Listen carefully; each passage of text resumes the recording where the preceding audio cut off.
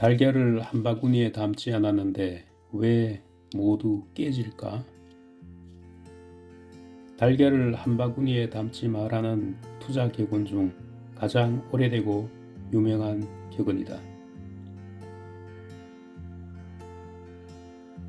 사실 이 말은 이탈리아의 오래된 속담이다. 미국의 한 번역자는 세르반테스의 소설 돈키호테를 번역하며 지혜로운 자는 내일을 위해 오늘을 삼갈 줄 알고 하루의 모든 것을 모험하지 않습니다. 라는 말을 이 격언으로 의역했다. 이후 분산 투자에 대한 포트폴리오 이론에 기여한 공로로 1981년 노벨 경제학상을 수상한 제임스 토빈이 그의 이론을 일반인도 이해할 수 있게 설명해 달라는 기자의 요청에 이렇게 답한다. 투자할 때 위험과 수익에 따라 분산 투자하라는 것입니다. 다시 말해 당신이 가진 달걀을 몽땅 한 바구니에 담지 마십시오. 이후 달걀을 한 바구니에 담지 마라는 투자 격언 중 가장 유명한 문구가 됐다. 이 구절이 투자 격언으로 활용되며 세르반테스가 말하고 싶었던 하루의 모든 것을 모험하지 마라 라는 삶의 철학적 의미는 투자에서 리스크를 줄이라는 뜻으로 바뀌어 버렸다. 아마도 달걀을 한 바구니에 가득 담았다가 문턱에 걸려 모두 깨진 경험이 있는 농부들이 남긴 교훈인가 보다.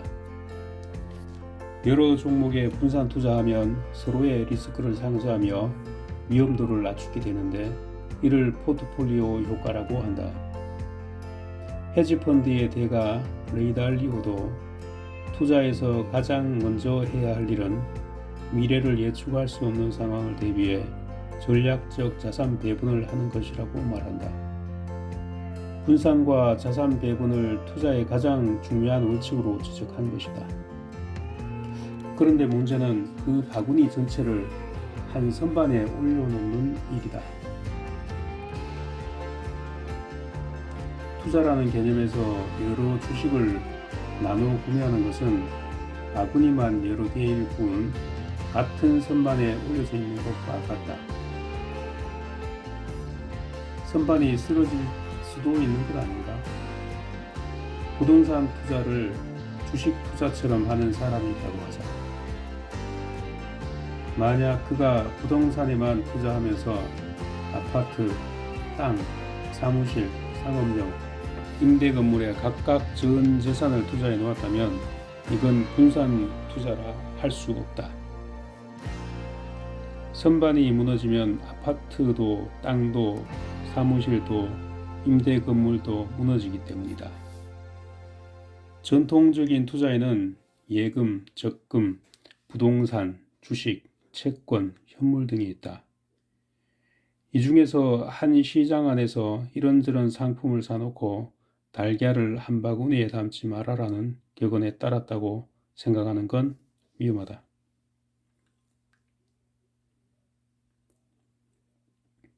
좋은 포트폴리오는 투자자에게 평상심을 유지하게 해준다.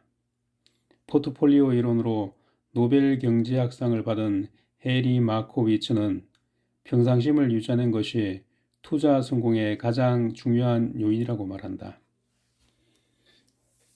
그 역시 채권과 주식에 50대 50으로 분산 투자했다고 말했다.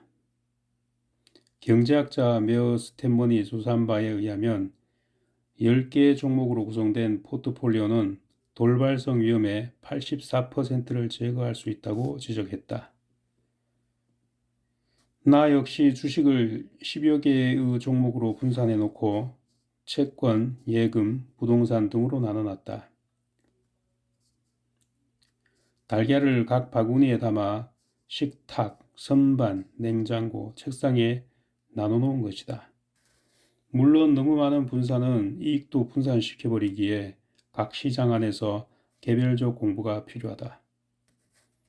나는 자산을 모을 때는 집중 투자를 하고 자산이 자산을 만들어낼 때는 분산 투자를 지킨다. 즉, 공격수로 내보내는 자산은 공격적으로 한 놈만 패는 전투적 투자를 하고, 수비수로 지키는 자산은 널리 분산시킨다. 이 자산이 반드시 지켜야 할 자산이라면 몽땅 선반 위에 올려놓으면 안 된다. 잃지 않고 천천히 차곡차곡 버는 것이 가장 빨리 많이 버는 방법이다.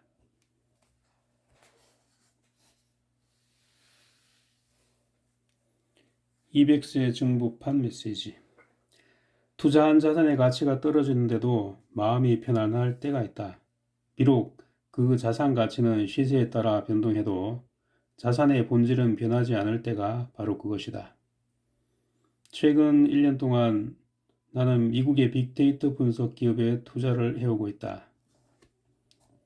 22년 초 현재 그곳에 투자한 9여 개 개의 뮤추얼 펀드의 투자 등수와 내 개인 투자를 비교하면 나는 개인임에도 불구하고 16위에 해당된다. 해당 주식의 낙폭이 커질 때마다 주식을 모아왔음에도 현재 마이너스 18%의 수익을 보이고 있고 수백만 불의 손실이 생겼지만 여전히 싸게 살 수 있다는 것을 기뻐하며 주식을 모으고 있다.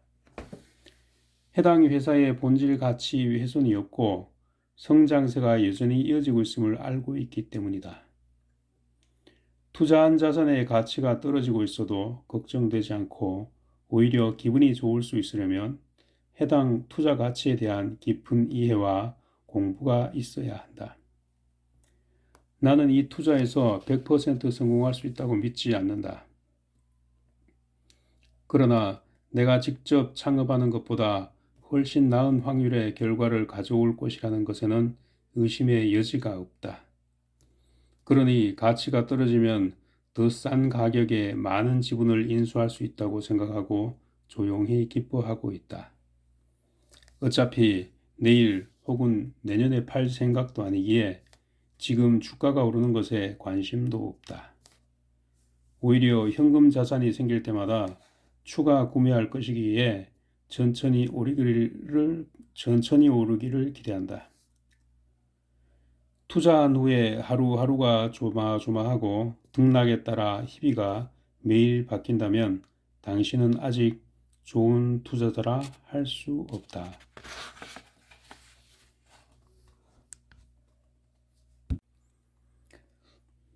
돈마다 시간은 다르게 흐른다.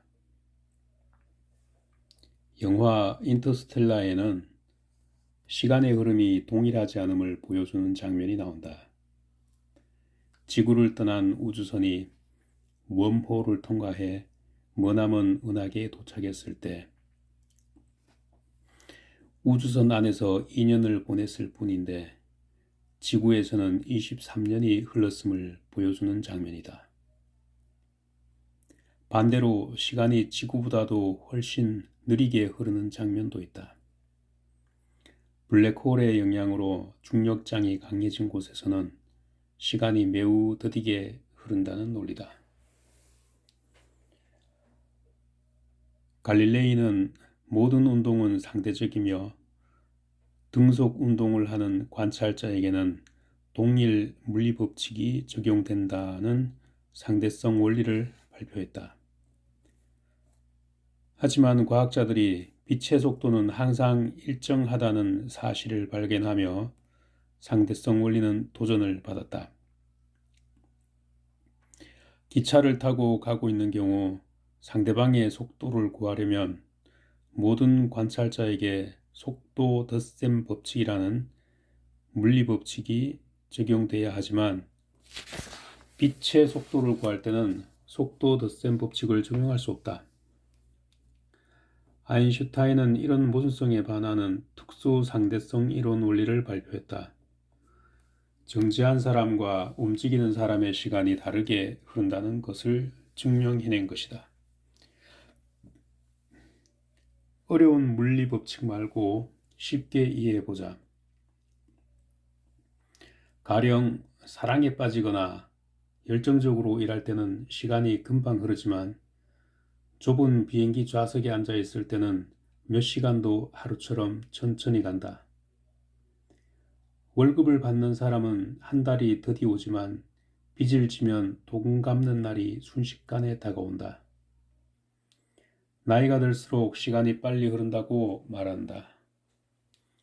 60세인 장년에게 1년은 체감상 60분의 1이지만 6세인 아이에게 1년은 체감상 10년이다.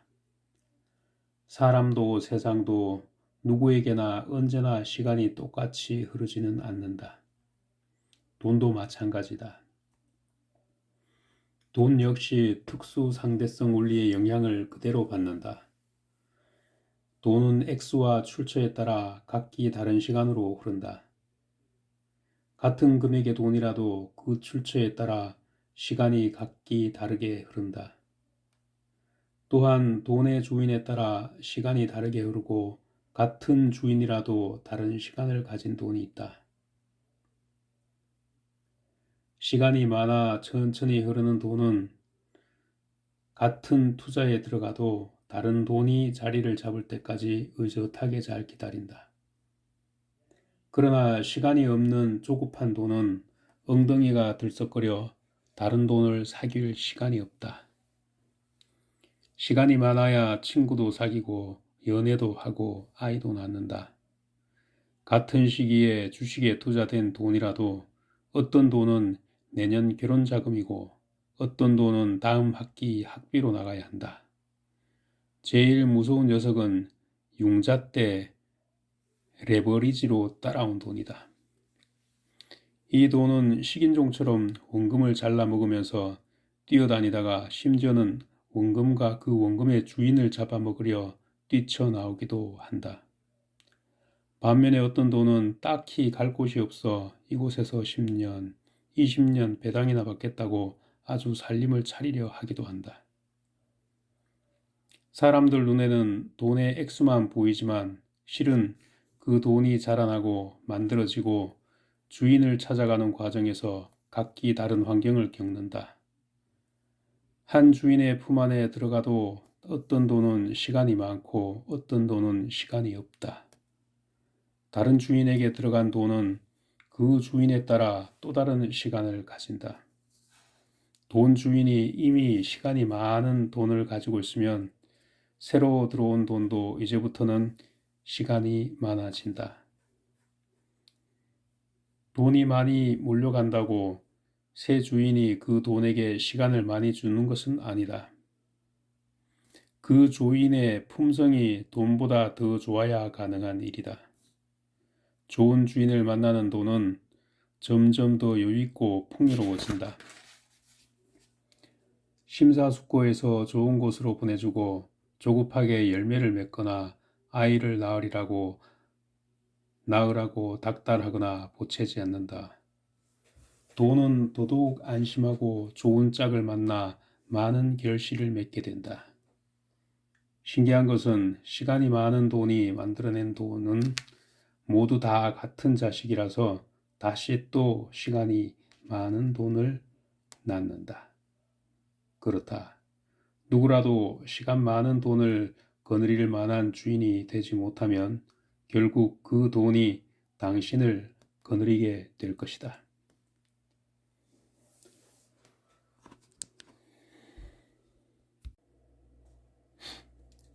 반복되는 운은 실력이고 반복되는 실패는 습관이다. 뭘 해도 잘 안 되는 사람이 있다. 어렵게 준비해 가게를 차리면 그 다음 달 가게 바로 앞에 도로공사를 하고 길을 걷다 발목을 다치고 사기를 당하거나 자동차 접촉 사고도 쳤다. 본인은 운이 나쁘다 생각하겠지만 이런 일이 잦은 사람은 삶의 방식을 처음부터 다시 점검해야 한다. 급한 욕심에 제대로 확인도 안 하고 매장을 열었고 생각보다 사업이 안 되는 상황을 고민하며 급하게 길을 걷다가 구멍난 보도블럭에 발을 다친 것이다. 어수선하고 부주의한 행동이 모여 자동차 사고로 이어진 것이다. 사실 이 모든 것은 서로 연결되어 있다. 재수가 없는 게 아니라 재수가 없는 환경에 자신을 계속 노출시켰기 때문에 이런 불운이 따라다니는 것이다. 이런 사고가 잦아지면 인생이 삶에 경고를 주는 것이라 생각하고 큰 사고가 나기 전에 평소의 모든 삶을 점검해야 한다. 여러 가지 작은 사고가 모여 나중에 큰 사고가 되기 때문이다. 돈을 함부로 대하는지, 쓸데없는 인연이 너무 많지는 않은지, 음식은 정갈하고 제때 먹는지, 집안에 들고 남이 일정한지, 남을 비꼬거나 흉보지 않았는지, 욕을 달고 살진 않는지, 이런 모든 면에서 자기 반성부터 해봐야 한다.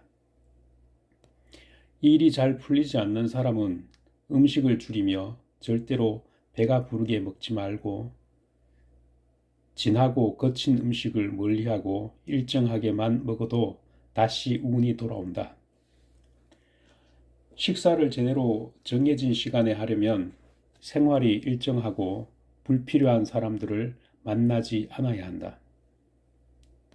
이것이 시작이다.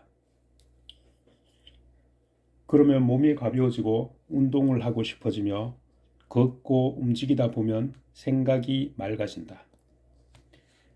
그제서야 비로소 욕심과 욕망을 구분할 줄 알게 되고 들고 날 때가 보인다. 그제야 비로소 대중이 움직이더라도 참을 수 있게 되고 홀로 반대편에 서 있어도 두려움을 통제할 수 있게 된다. 많은 인연 속에 가려졌던 진정한 친구도 이때 나타난다. 이때부터는 모든 것이 잘 풀리고 건강도 재물도 인연도 얻게 된다. 반면 평소에 항상 운이 좋은 사람이 있다. 어디 가면 경품도 잘 뽑히고 가위바위보도 잘 하고 주차장 빈자리도 잘 찾는 사람이다. 사업을 해도 어려움 없이 술술 풀리기도 한다. 이런 사람은 사실 운이 좋다기보다 일반적인 사람보다 예리하고 똑똑할 수 있다. 경품 용지를 반으로 접어 넣으니 손을 휘휘 저을 때 펴진 종이보다 걸릴 확률이 높다. 남자들은 바위를 낼 확률이 높고 여자들은 가위를 낼 확률이 높다. 그러니 남자랑 할 때는 볼을 내고 여자랑 할 때는 바위를 내면 확률이 올라간다. 손목에 힘줄이 보이면 바위를 낼 확률이 높고 주먹을 냈다가 진 사람은 다음번에 볼을 내고 볼을 냈다가 진 사람은 가위를 낼 확률이 높다. 이런 몇 가지 요령을 쓸데없이 외우고 있는 사람일지도 모른다. 이런 짐작을 하지 못하면 그가 그냥 운이 좋은 사람이라 생각한다. 이런 사람은 사업을 해도 시대의 흐름에 맞는 아이템을 잘 찾고 잘 빠져나온다. 뭘 해도 술술 풀리는 것 같다. 남이 보기엔 운이지만 본인 입장에서는 많은 공부와 관찰의 결과다. 이런 사람이 가장 조심해야 할 것은 자신은 운이 좋은 사람이라는 착각이다. 운이 좋다는 주변의 칭찬에 실제로 본인도 그렇게 믿는 순간 대형 사고가 날 수 있다. 자신의 운을 믿고 불확실한 결과에 대담성을 보여 무모한 투자에 뛰어든다. 때때로 성공하기도 해서 모두의 부러움을 얻기도 한다. 그러나 그것은 관찰과 학습을 벗어난 운이다. 운은 절대로 반복되지 않는다. 단 한 번의 실수로 모든 것을 허물어 버릴 수 있다. 자기 자만에 빠지는 순간 개연성이 전혀 없는 일에 확신을 가지며 운을 실력이라 믿고 추측으로 지식으로 생각한다. 추측을 지식으로 생각한다. 모든 상황이 잘 풀릴 때는 운도 실력처럼 보이지만 운은 불규칙적이다. 따라서 나는 운이 좋은 사람이든 나쁜 사람이든 일정한 시간에 과하지 않게 정갈한 식사를 하라고 권한다.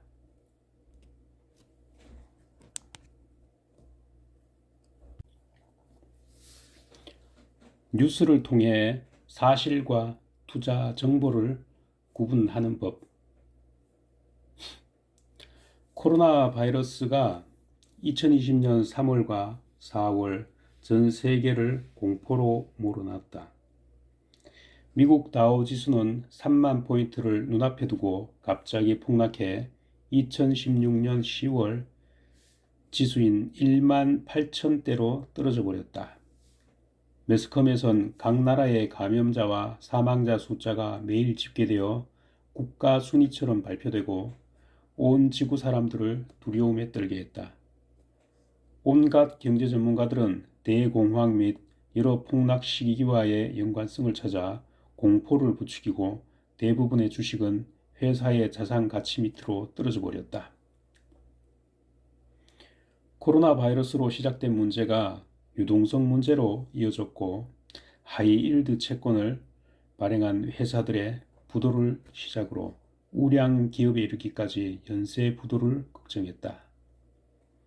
미국 실업률이 3월 2주간 995만 건으로 2009년 금융위기 당시 6개월의 신청 건수와 비슷한 수준까지 올라왔다.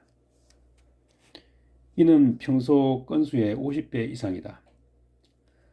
3.5%에 불과했던 미국 실업률이 이미 17%에 도달했을 것으로 계산됐다.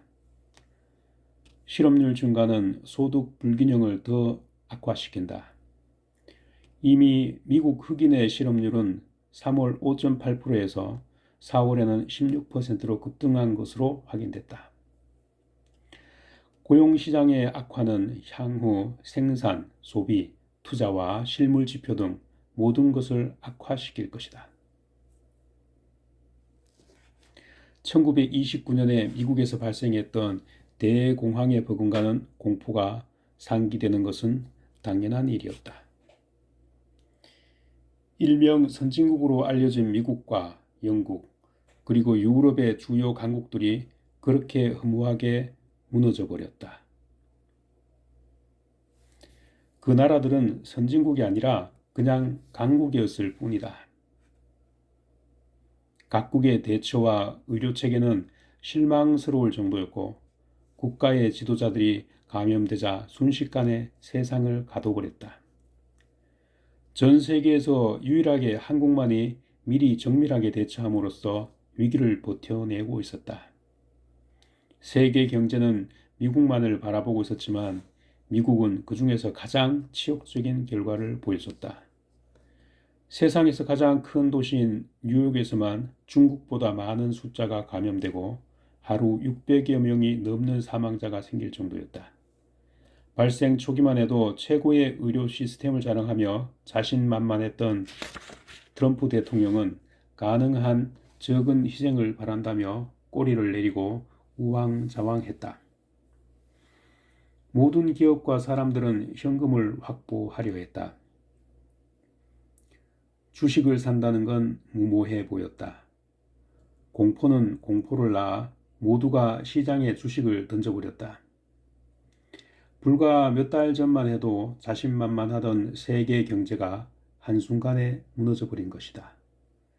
심지어 가치 투자와 장기 투자로 유명한 워런 버핏조차 추가 구매했던 항공사 주식을 한 달도 안 돼 어마어마한 손실을 보고 팔아버렸다. 비관적인 전문가들은 이 공황은 절대 V자 반등은 될 수 없다고 말하며 W라느니 L 혹은 U라고 말하기 시작했다. 사실 아무도 미래를 알 수 없다. 나는 사실만을 믿기로 마음먹었다. 그 공포 속에서도 여전히 희망을 보는 사람들이 있었고 그들의 희망이 무엇인지도 궁금했다.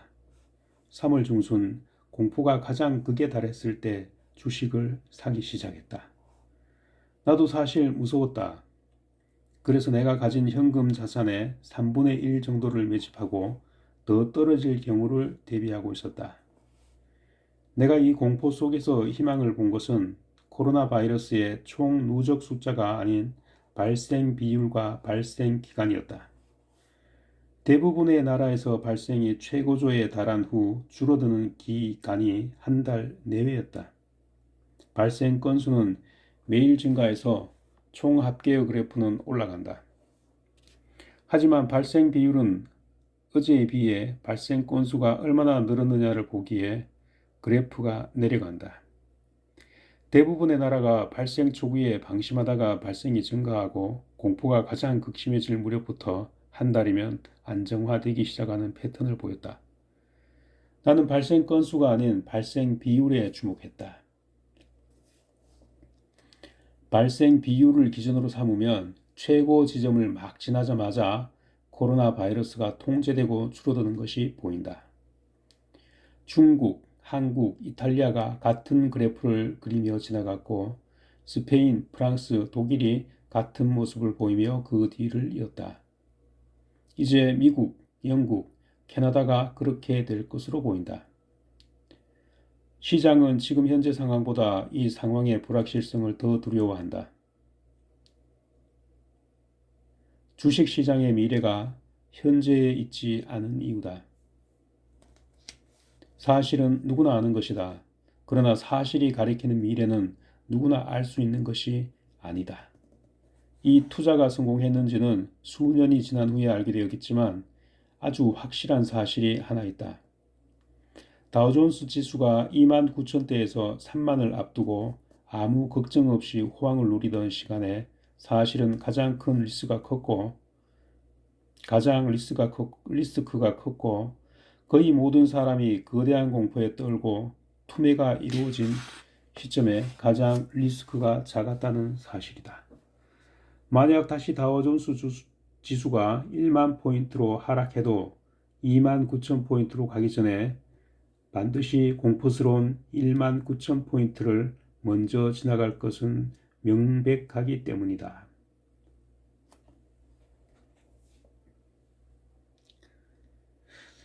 이백수의 증부판 메시지. 증부판에 글을 쓰는 지금 다우존스는 36,000포인트를 넘겼다. 물론 나는 이렇게 극적인 V자 반등을 예상하지 못했다. 예측을 하고 투자를 한 것이 아니라 어떤 상황이 와도 대응할 수 있는 한도 내에서 투자를 했고 그 결과 가장 효과적인 결과를 단숨에 얻었을 뿐이다. 예측에 따라 투자하는 것보다 위험한 것은 없다. 예측이 틀리는 순간 모든 것이 사라지기 때문이다. 그래서 투자는 예측이 아니라 언제나 대응인 것이다.